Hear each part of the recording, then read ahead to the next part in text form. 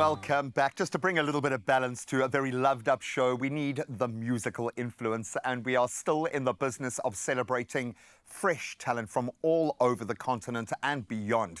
Now, one in particular is a man who is on a ridiculous trajectory right now.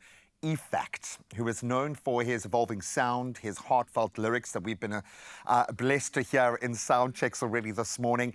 He has marked a new musical journey, if you will, when he ventured into full-on pop by releasing his pop single Cigarettes late last year, and the people are loving it. The Namibian-born artist now joins us this morning to chat all things new music and the plans for a brand new year, because it is a brand new year. Can we give him a feel-good welcome to the show, dude? This is where I wish we had a live studio audience of 500 people. My poor cameramen have to clap so often, man, but you are worth it, dude. You are absolutely worth it, guy. I really appreciate it, man. Thank you. It's a pleasure, man. So good to have you here on the couch at what seems to be an incredible phase of your career.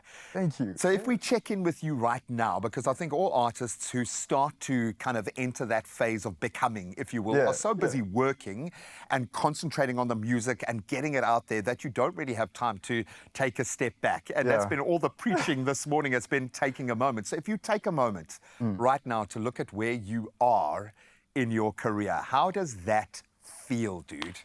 Bro, it's beautiful, but it's also scary.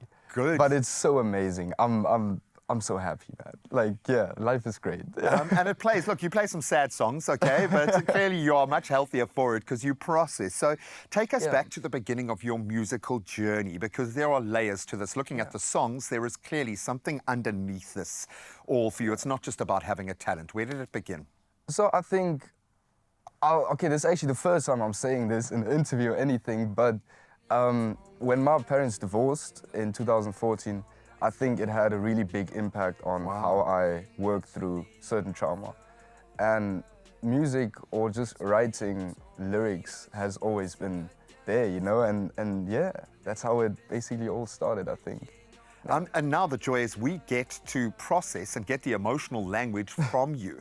And I love it. Almost post-COVID, it kind of feels like there is a different place in the world for musicians because of that, because of how you're able to process and do these things, which is great. It's one thing having the chops to do it, having the talent. It's another thing getting out there and actually doing it.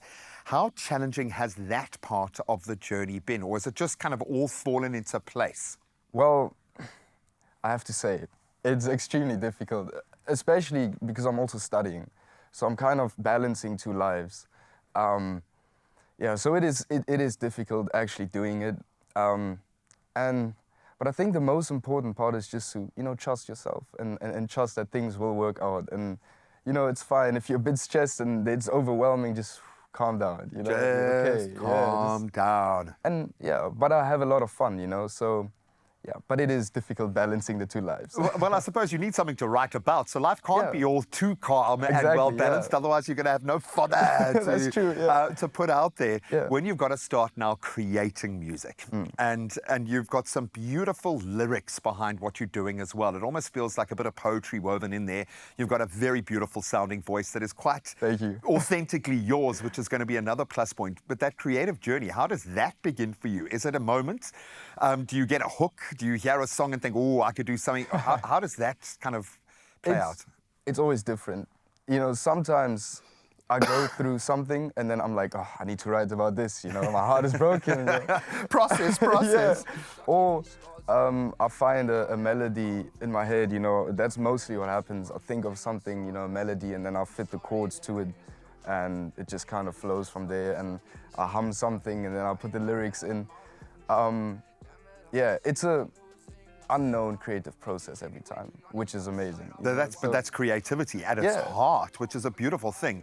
But now you're going to take all of that creativity, as massive as it is, and squeeze it into a pop lane, which is one of the greatest challenges. Anyone who hears what a Maroon 5, what they can do when given the freedom, they've got the voice, they've got the sound, but to put it into that kind of lane and make it sell on radio and be intentional about that. What was that phase of the journey like? Because you've gone all in now and you're on the radio, you're in that commercial space. Was that challenging to kind of mold yourself into that? Actually not. I don't think so, no. So pop was ready for you now. There we go. That's a nice way of putting it. No, not really, because I also, I do what I like in terms of the art, and so if somebody doesn't like it, then, I don't want to say it's their problem, but, it is. It's their lack of having a better day Yeah. for hearing the music and processing that. Yeah. I love the fact that there is very little self-judgment here, which is vital, I think, for an artist, because you're going to go through the highs and you're going to go Definitely. through the lows, and you've got to be able to keep perspective. Yeah. When you look at the year that's ahead of us now, 2025, with all of the pieces on the board, you must be very excited. What are you most excited about for this next phase? I'm extremely excited, man. This is going to be a great year.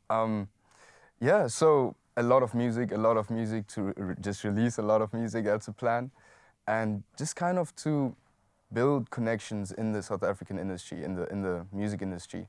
I want to talk with Neon Dreams or Zubin or Ushleji, and just really get into that community as well.